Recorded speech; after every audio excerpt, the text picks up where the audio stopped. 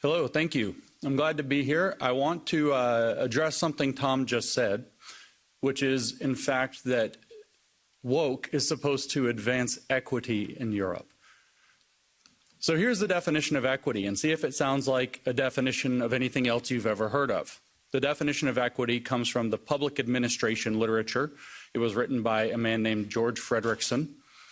And the definition is an administered political economy in which shares are adjusted so that citizens are made equal. Does that sound like anything you've heard of before? Like socialism?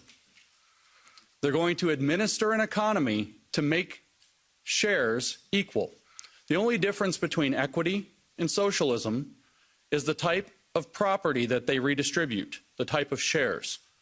They're going to redistribute social and cultural capital in addition to economic and material capital. And so this is my thesis when we say, what is woke? Woke is Maoism with American characteristics, if I might borrow from Mao himself, who said that his philosophy was Marxism, Leninism with Chinese characteristics, which means woke is Marxism. And it's a very provocative statement.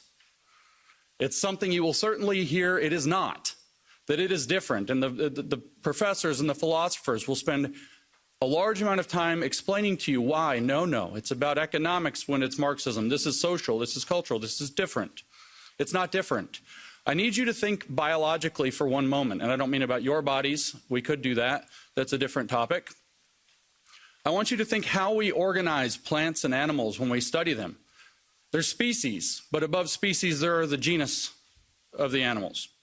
So you think like the cats, all the cats, but you have tigers, you have lions, you have house cats, you have whatever, leopards, many different kinds of cats.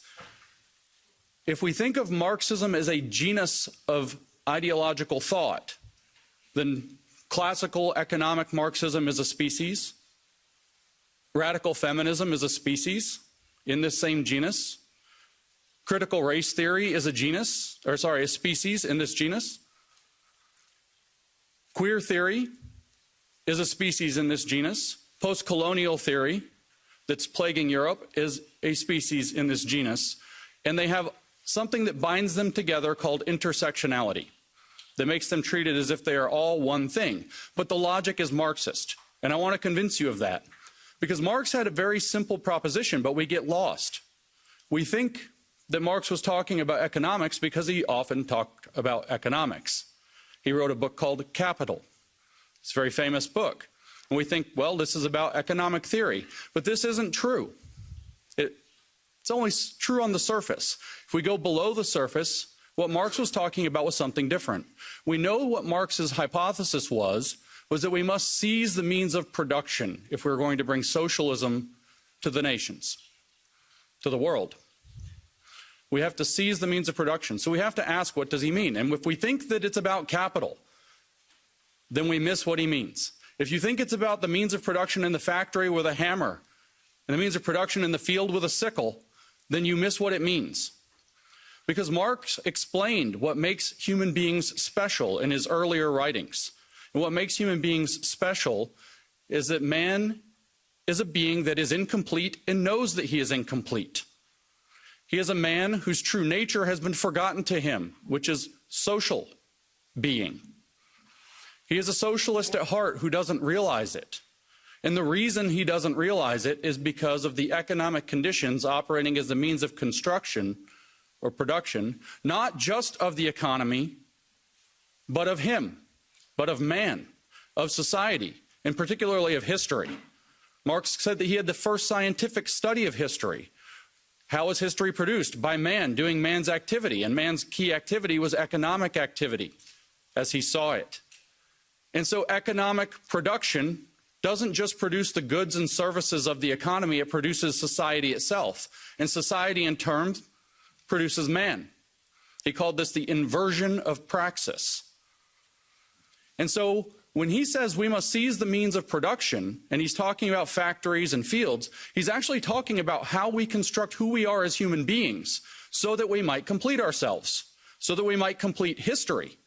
And at the end of history, mankind will remember that he is a social being and we will have a socialist society, a perfect communism that transcends private property, is how he put it.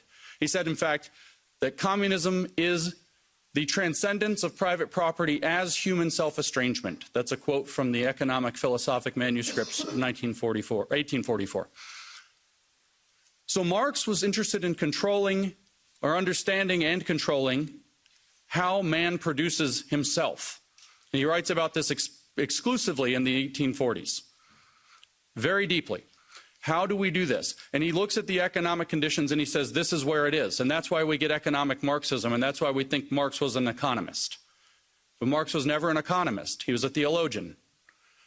He wanted to produce a religion for mankind that would supersede all of the religions of mankind and bring him back to his true social nature. And this is the true fact of Marx.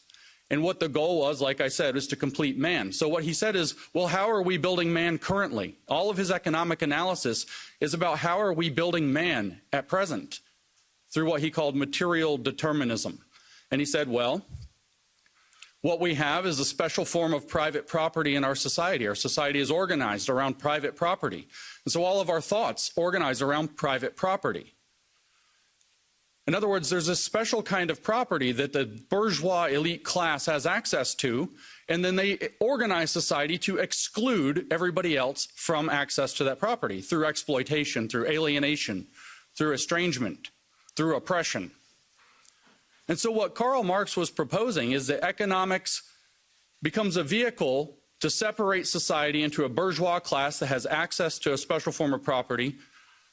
The people who have access wish to retain that, so they oppress people and keep other people out of that special form of property. They erect a system of classism to do that.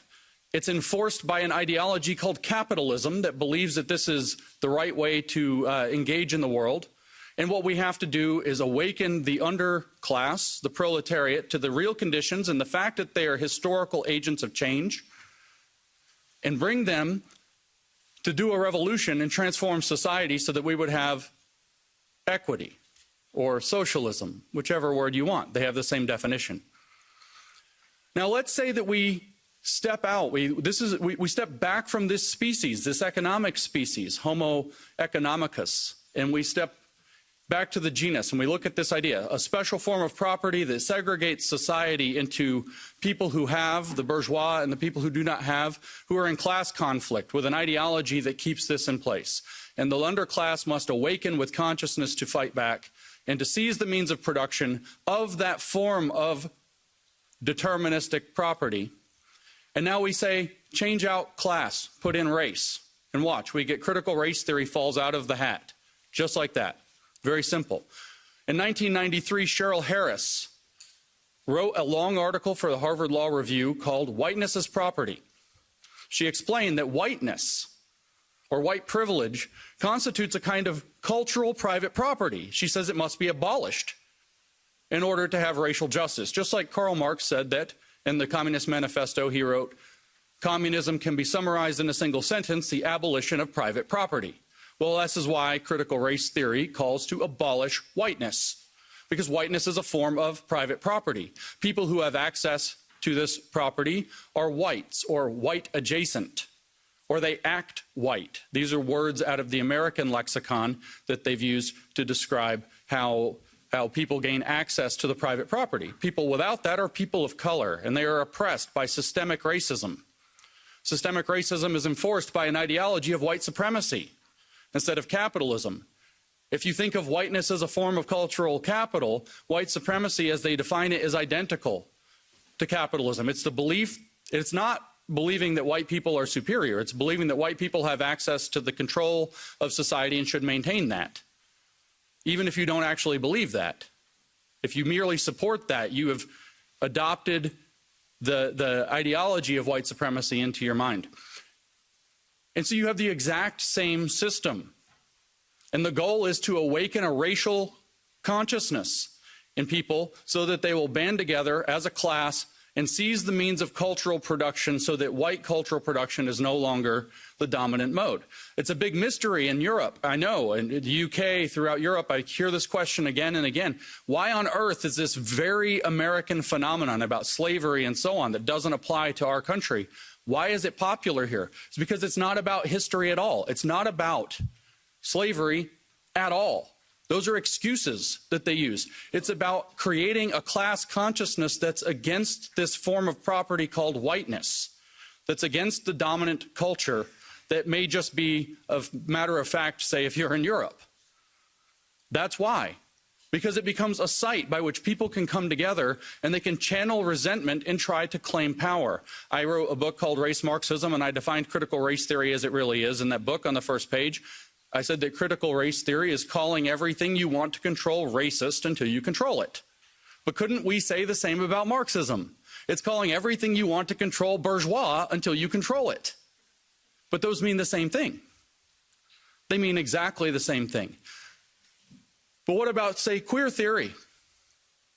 How is that Marxist? It's very strange, all this gender and sex and sexuality. Well, Tom said, what does woke attack? The idea of being normal. Well, the queer theory thinks that there are certain people who get to set the norms of society. They are privileged. They call themselves normal. They say this is normal. It's normal to consider yourself a man and look like a man and act like a man and dress like a man and eat meat like a man. And then there are women that should be feminine and pretty and all these things. And so they get to define what's normal. They're heterosexuals, so they get to define the heterosexuality as normal and other sexualities are abnormal. And so you have a conflict across this cultural property of who gets to be considered normal and who is a pervert or a freak or some other term that gets used in their literature. But technically, who is a queer, which sounds like a slur, but they adopted it and it's a technical academic term now. It means an identity without an essence, by the way, an identity that is strictly oppositional to the concept of the normal, as defined by queer theorist David Halperin in his 1995 book, Saint Foucault, Toward a Gay Hagiography. I didn't make that up. I'm not extrapolating. So you see, queer theory is just another species of the genus of Marxism. What about post-colonial theory, which is plaguing Europe, thanks to Frantz Fanon and his biggest European fan, Jean-Paul Sartre? What about this? Well, it's the same. You have the West as the oppressor. They have access to the material and cultural wealth of the world because they've decided their culture is the default and have gone and colonized the world to bring culture to the world, as they say. And so the oppressed, the natives around the world, the people have to band together, and their activity is going to be called decolonization.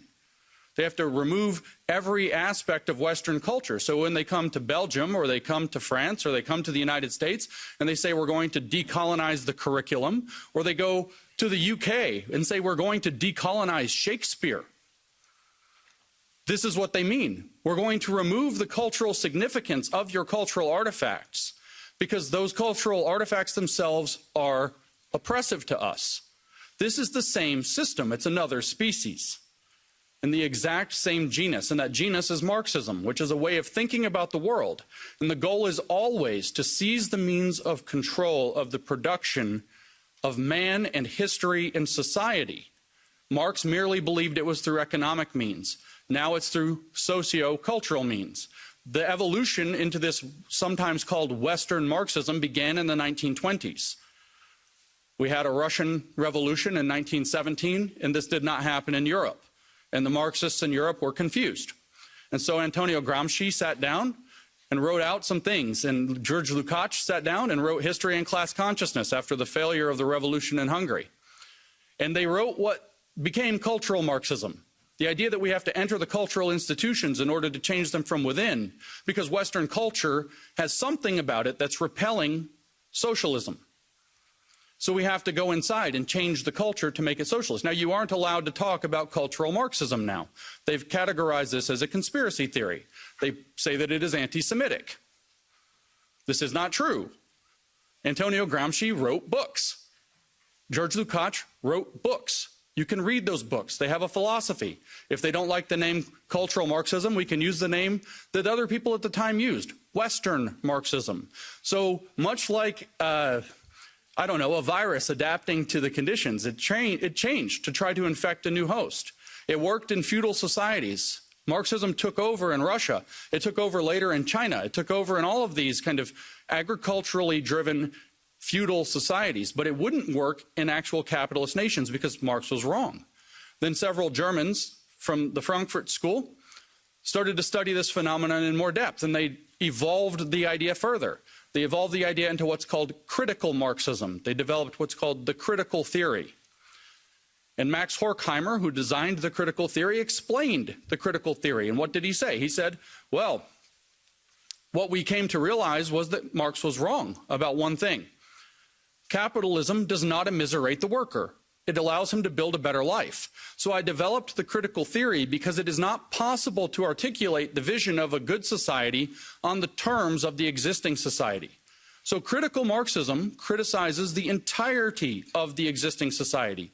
Everything is somehow needing to be subjected to Marxist conflict analysis. But how is that to be done?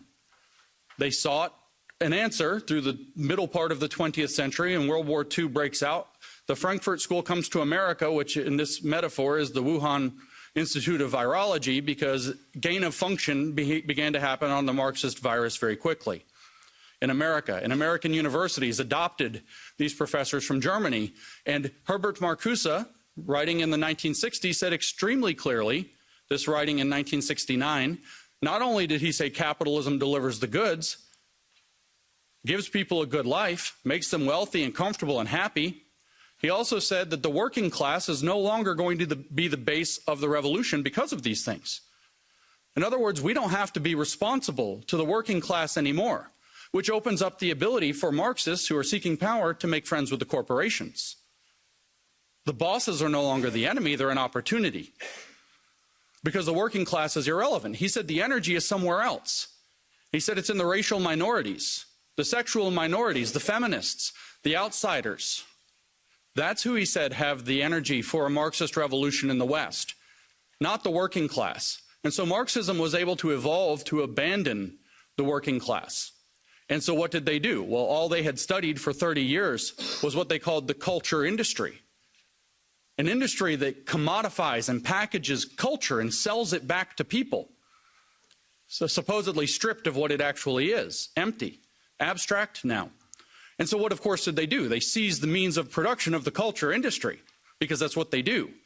And so they started to transform the culture industry to sell racial, sexual, gender, sexuality-based agitprop as though that were genuine culture. And so we get concepts like cultural appropriation. We get concepts like cultural relevance, cultural this, cultural that, cultural everything.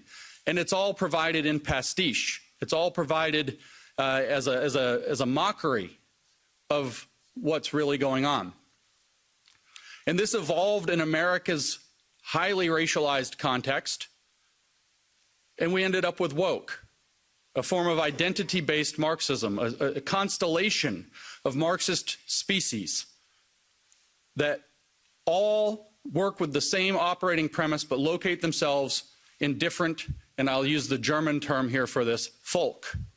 LGBTQ is a folk, and they get folkish identity there and become activists. The black community is a folk. How do I know? That's what W.E.B. Du Bois said it would be when he laid down the foundations that became critical race theory later. They think of themselves as nations. Don't they all have flags? Don't they put them on your buildings like colonizers? Don't they hang them in your streets? They think of themselves as occupying nations, but they see themselves as bound together, just like the various colonized nations around the world, in seeking liberation from Western civilization. And so we end up with Western Marxism taking many forms, but with one overarching approach. And the approach that they use, I started off by saying, is Maoist, not merely Marxist. Now you know the theory is Marx. It's just evolved into different species to attack the West at its weakest points, through our tolerance, through our acceptance, through our openness, through our generosity, through our best traits, actually. The things that we should be proud of being, the things that we are proud of being. But Mao Zedong knew how to use identity politics. I don't know how you study in Europe, but in America we have very red-washed education, as we might say. The communists have stripped out all education about communism entirely. You don't learn about it in America at all. So we don't learn anything about Mao. And maybe you don't know this, but I tell this to American audiences and they're shocked. Mao used identity politics. He created 10 identities in China. 5, he labeled red for communist. 5, he labeled black for fascist. And he categorized people into these identity categories. What they are doesn't really matter. Of course, they were communists. They were things like landlord and rich farmer and things like this. Right-winger is a bad category in and of itself, by the way. Conservative, all of them, bad. Bad influences, that's another one. You could be a bad influence for just thinking the wrong thing or saying the wrong thing at any time, or because the government decides it doesn't like you. These are the bad categories. And if you have a bad category, very importantly, your children have a bad category by default. So they create a social pressure for your children to identify as revolutionaries, at which point they get a red identity, a communist identity, a good identity. And they get rewarded for it. And the youth led the revolution in China because Mao did this, identity politics through the children in the schools. This should feel very uncomfortable to you. Because here we have, at least in the United States, we tell our children being white is bad. Being white is oppressive. You automatically hurt people of other races by your very existence. But by the way, if you become queer, we'll celebrate you. And you can create a radical army of people who identify as gender minorities and sexual minorities at 7 years old. You can lead them into paths of puberty blockers and transition, medical transition, which of course Big Pharma profits off of. At 7 years old, behind their parents' back. There's a reason for this. It's the same program that Mao Zedong used to radicalize the youth in China. The only thing different is the identity categories have shifted. It's Maoist cultural revolution with American characteristics, and it's being exported to Europe. And just like how critical race theory has come to Europe, even though it doesn't make sense, it will come to Europe, whether it makes sense or not, and you will have a cultural revolution here too. You guys even had a kind of offshoot one in 2020. George Floyd dies in Minnesota, which has nothing to do with you. And you guys have statues coming down in Europe. Total nonsense. It doesn't matter, though. The point is to destroy Western civilization from within using Maoist techniques. One last point about Mao to kind of drive that point home. Mao said in 1942 that his formula to transform China was called unity, criticism, unity. First, you try to create the desire for unity. Then you criticize people for not living up to that. Then you bring them into unity under a new standard. Does that feel like what you're being put through? But the words are different. We use words like inclusion and belonging. We'll have a place where everybody feels like they belong. We just want to have an inclusive space. But unfortunately, you have racist ideas, and you have to criticize we have to criticize you for those. You need to criticize yourself for those. You need to go study shuixi in Mandarin, exactly like Mao said. And then we can bring you into unity under a new standard, which Mao called socialist discipline, which we in the West would not buy. We call it in the West inclusion. And so we have this new program, and within inclusion we have, or above inclusion actually, we have sustainability. We have a sustainable and inclusive future. I see the Agenda 2030 here with an X over it. The sustainable and inclusive future is the new socialist standard, that we will have freedom under socialist discipline.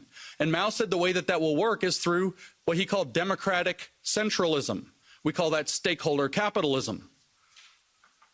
And my shot at the World Economic Forum is taken because it's one of the things coordinating this.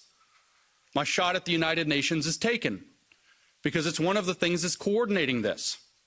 So woke is Marxism. It's advancing through Maoist cultural revolution. It's using Americanized identity categories. And while some of those will not work in Europe, I guarantee you the colonial aspect will. They will find your weakness. They will adapt the theory to fit because it's like a virus that will evolve to its host. And Europe is at great risk. Now, the last thing I'll mention is this risk is twofold. When you endure Marxist provocation, Marxist strategy is always of the same type. It's called middle-level violence. They don't come at you with full-blown Bolshevik assault very often. It's middle-level violence. They provoke, which means if you give in and you do like Jean-Paul Sartre said in his foreword to The Wretched of the Earth by Frantz Fanon, the post-colonial book, he said, the violence is coming, so Europe's best bet is to give it away so that they don't kill you. They'll murder you and take it, or maybe you can give it away, give your culture away, give your countries away, and they'll let you live. They're coming for you. And this is what Europe needs to learn. That's what he says in the foreword of Wretched of the Earth. You can read it for yourself, probably in the original French that I can't read. And I think that's the path Europe has followed. So you can give away, that's one side, because they provoke at the middle. Or you can react and overreact, which sadly Europe has had a rough history in the last century with overreactions. And if you overreact, what will they do? They will weaponize your overreaction for a century, forever, and gain moral authority so that you end up having to give it away later anyway. So you have to stand firm in your principles, but you have to do so cleverly. You have to do so understanding that you're being provoked, which means you don't react as the provocateur wants you to react. You have to outsmart them, which is not possible unless you know the diagnosis of your problem. It's a Polish proverb, never attempt to cure what you don't understand. Woke is Marxism, evolved to attack the West. If you don't understand that, you will not act correctly. You will not cure it, and it will conquer your countries. It will conquer all of Europe, and we will have a very, very long, sustainable, and inclusive future with absolutely no freedom. Because the goal is to make us into what they call global citizens. Have you heard this term? This term is nonsense. There's no global sovereign, so there is no global citizenship. There's no relationship because there's no ruler, and we don't want a ruler of the globe. It's a nonsense term. But they tell you, if you actually read their literature, what is a global citizen? It's somebody, I kid you not, I make no joke. They say this themselves. It's somebody who supports the 17 Sustainable Development Goals of the United Nations Agenda 2030. That's a global citizen. And they say, what are the rights of a global citizen? This is in a book about global citizenship education published 2 years ago. What are the rights of a global citizen? And the answer, one paragraph later, is we're not that interested in rights with global citizenship. It's more about global responsibilities. In other words, slavery. This is a pivotal moment in the history of the Western world. The model that they are pushing us toward, using the means and mechanisms of that place, is the model we see in China. If you want to know what your future looks like if we don't stop the woke, look at China.